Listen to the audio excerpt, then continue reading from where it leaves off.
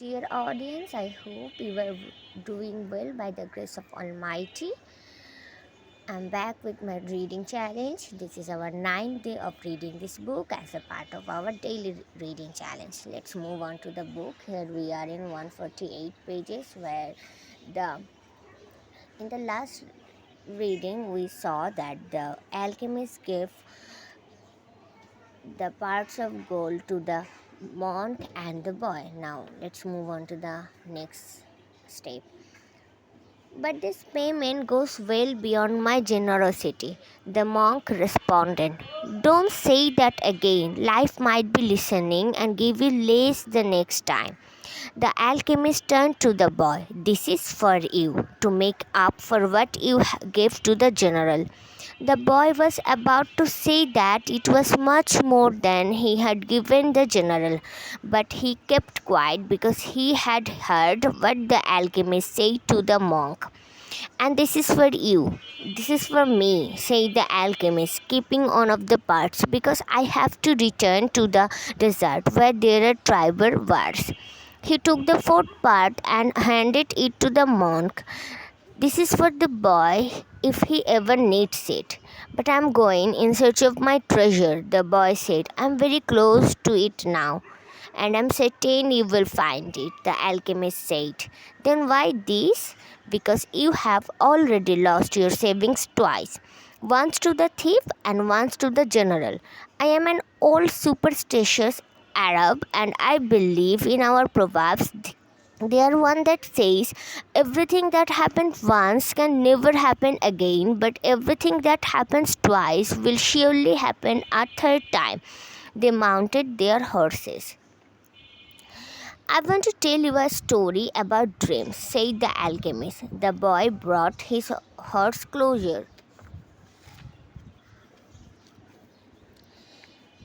In, in ancient Rome, at the time of Emperor Tiberius, there lived a good man who had two sons. One was in the military and had been sent to the most distant regions of the empire. The other son was a poet and delighted all of Rome with his beautiful verses. One night the father had a dream. An angel appeared to him and told him that the words of one of his sons would be learned and repeated throughout the world for all generations to come.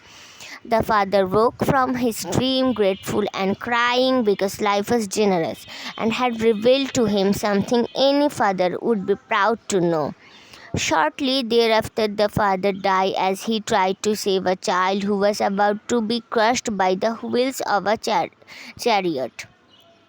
Since he had lived his entire life in a manner that was correct and fair, he went directly to heaven, where he met the angel that had appeared in his dream. We were always a good man, the angel said to him. You lived your life in a loving way and died with dignity. I can now grant you any wish you desire.